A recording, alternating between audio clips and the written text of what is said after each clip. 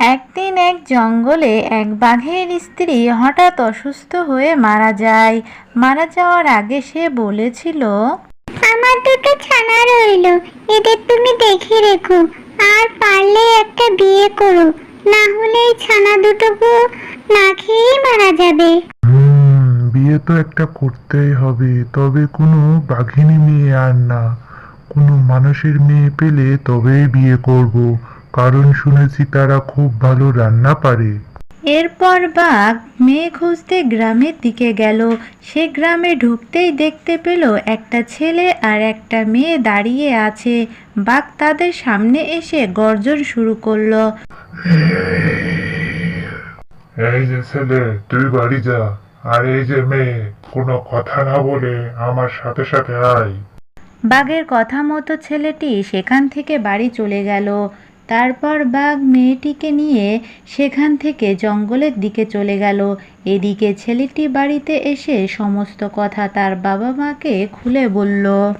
তোমরা কোনো চিন্তা করো না, আমি ঠিক আমার বোনকে বাড়িতে ফিরিয়ে আনবো, তোমরা দেখো।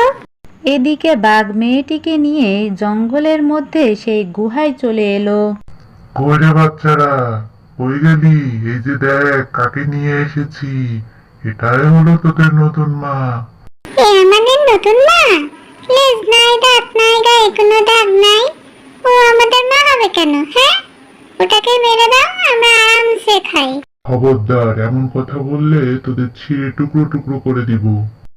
এরপর থেকে মেয়েটি রান্না করে আর বাঘেরা মহা আনন্দে ভোজন করে। বাঘের দিন বেশ ভালোই কেটে যাচ্ছিল। কয়েকদিন পর সকাল হতেই বাঘ জঙ্গলে বেরিয়ে পড়ল কাঠ কাটার উদ্দেশ্যে।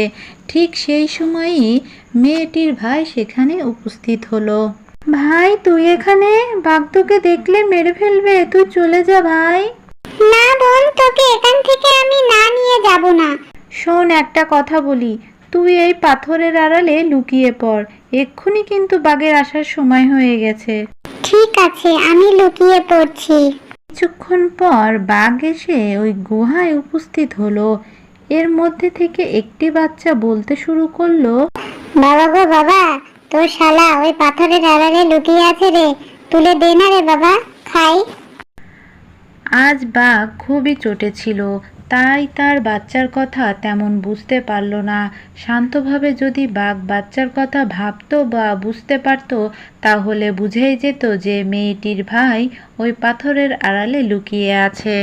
শোনো মেয়ে, আজ বিকালে পিঠা বানিও কেমন, দেখো যেন ভালো হয়।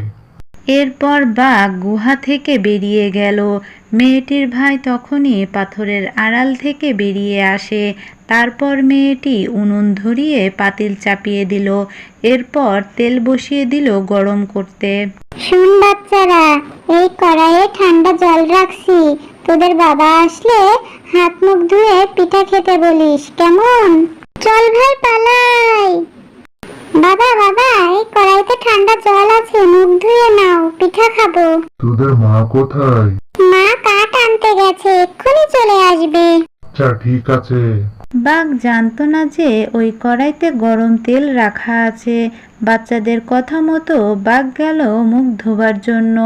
তারপর যে না গরম তেল মুখ দিল, অমনি বাঘ নিচে পড়ে ছটফট করতে লাগলো।